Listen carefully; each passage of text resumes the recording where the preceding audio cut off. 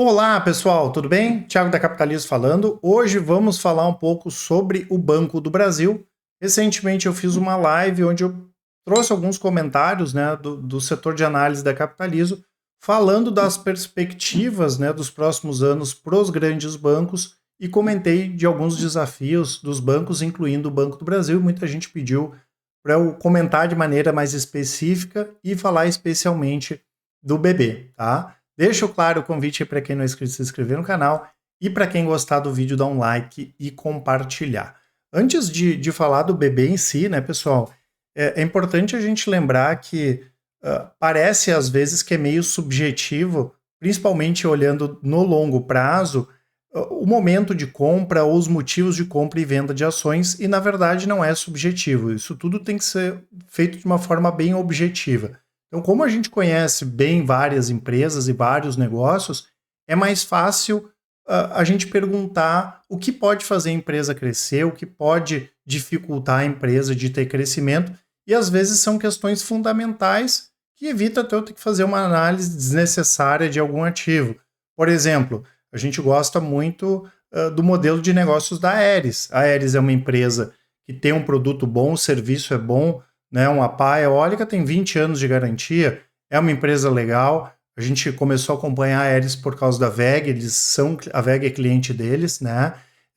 Porém, tem uma questão que para a gente é crucial, a gente não consegue analisar os concorrentes da WEG, porque os principais concorrentes estão na China e o mercado chinês não tem informação, nem a própria empresa tem. Ou seja, eu não preciso nem entrar em balanço de Aeris, nada, para arriscar em relação à questão de não ter a Aeris pensando no longo prazo, porque se eu não consigo avaliar os concorrentes da Aeris, como é que eu vou falar em crescimento? Como é que eu vou falar em perspectivas de qualquer tipo?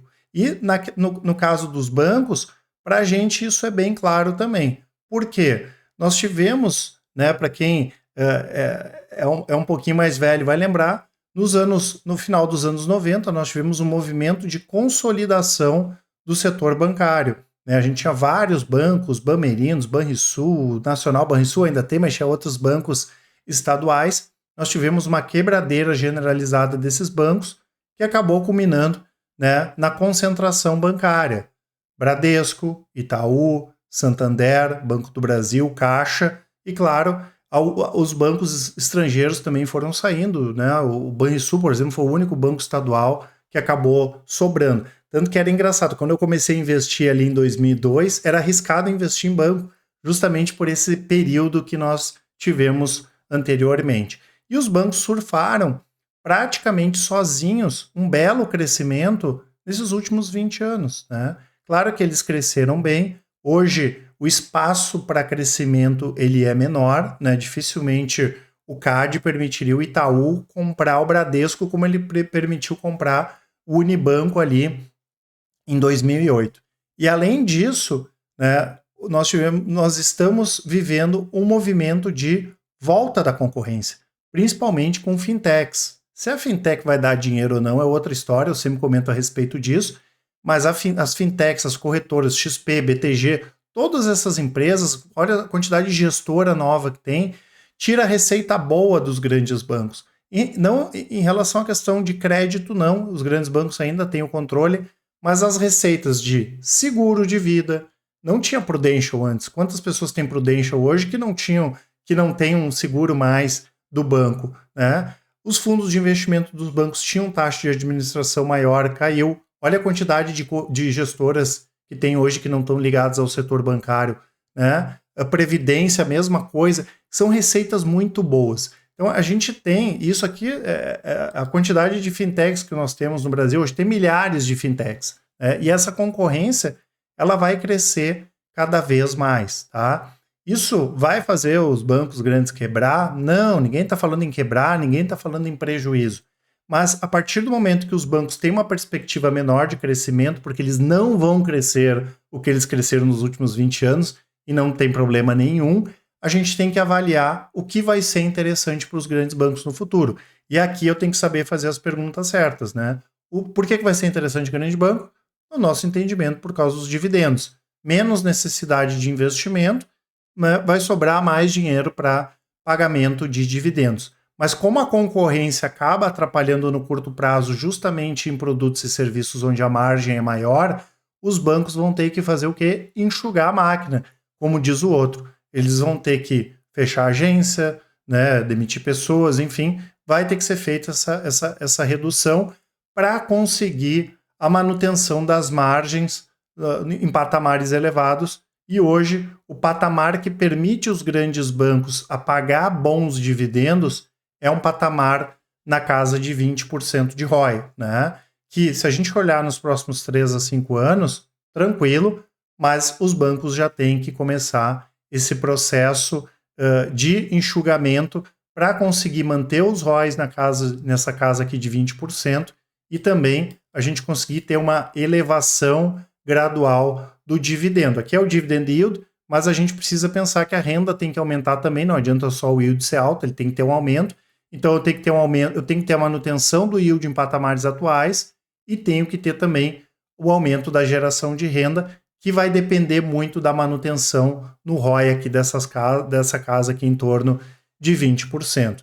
E quando a gente olha, especialmente aqui no caso do Banco do Brasil, que foi o que o pessoal mais perguntou, o Banco do Brasil, hoje, ele vai ter muito mais desafios do que ele tem hoje para a manutenção dessas margens, porque o Banco do Brasil fez tudo certo nos últimos anos para conseguir ter o mesmo ROI que é muito mais comum do Banco Itaú ter. Ou seja, o Banco do Brasil ele está na tampa em termos de produtividade, em termos de eficiência, né?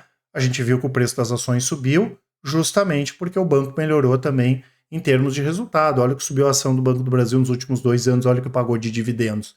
Mas conseguir repetir isso nos próximos 5 anos, nos próximos 10 anos, começa a se tornar um desafio, não só pela questão da concorrência, mas porque a gente tem sérias dúvidas, e aí entra um ponto de interrogação grande, e por isso que a gente fica um pouco receoso do Banco do Brasil conseguir entregar esses resultados, porque ele vai ser um banco que vai ter mais dificuldade para enxugar. E aqui, né, pessoal, não vou fazer juízo de valor, se é certo, se é errado, mas o Banco do Brasil, ele é de economia mista, né, o governo manda no Banco do Brasil, ele tem as suas funções sociais, né, e dificilmente vai ser privatizado, é praticamente impossível, e vai ser muito complicado o fechamento de agências, precisar fazer um plano de demissão voluntária é uma coisa nesse sentido. Ou seja, esse cenário do banco hoje já é um cenário, no nosso entendimento, beirando a perfeição em termos de produtividade, em termos de eficiência, o que não deve acontecer nos próximos anos. E levando em conta ainda que o preço das ações se valorizou bem aí nos últimos anos, e mesmo sendo uma ação barata em termos de múltiplo, a gente entende que hoje tem alternativas mais interessantes, como é o caso do próprio Itaú, onde é muito mais fácil, né, projetar um cenário de enxugamento do banco, e principalmente porque o Itaú já está acostumado a trabalhar com essa faixa aí de margens mais altas, esse ROI mágico aqui de 20%, e acaba gerando um pagamento mais tranquilo de dividendos. Não foi isso que eu tinha comentado no vídeo, né? A gente está muito receoso, né? Tem sérias dúvidas do Banco do Brasil conseguir melhorar, na verdade, em relação ao que ele está agora, ou pelo menos manter a margem alta por essa dificuldade que ele vai ter aqui para enxugar e se tornar ainda mais eficiente. Mas é um bom banco, de novo, pessoal, ninguém está falando, às vezes o pessoal exagera até nos comentários, ninguém está falando em quebrar nada, mas a gente enxerga que o Itaú é uma alternativa mais interessante nesse sentido, tá certo? Lembrando que eu vou deixar para vocês aqui o nosso site, né? Tem a nossa promoção aqui de 7 anos da Capitalizo, para quem quiser aproveitar, tem as assinaturas da Capitalizo, a consultoria para quem quiser um atendimento personalizado, e o relatório de performance, né, pessoal? Lembro que a Capitalizo hoje tem as melhores recomendações do mercado, tudo feito de maneira transparente e independente, e também com melhor atendimento. Por isso, dúvidas, mandem um e-mail para a gente, ou então nos chamem no WhatsApp, deixem um áudio, uma mensagem que com certeza o pessoal do atendimento vai auxiliar a todos. Informações nos comentários na descrição do vídeo. Um abraço e bons investimentos. Até mais!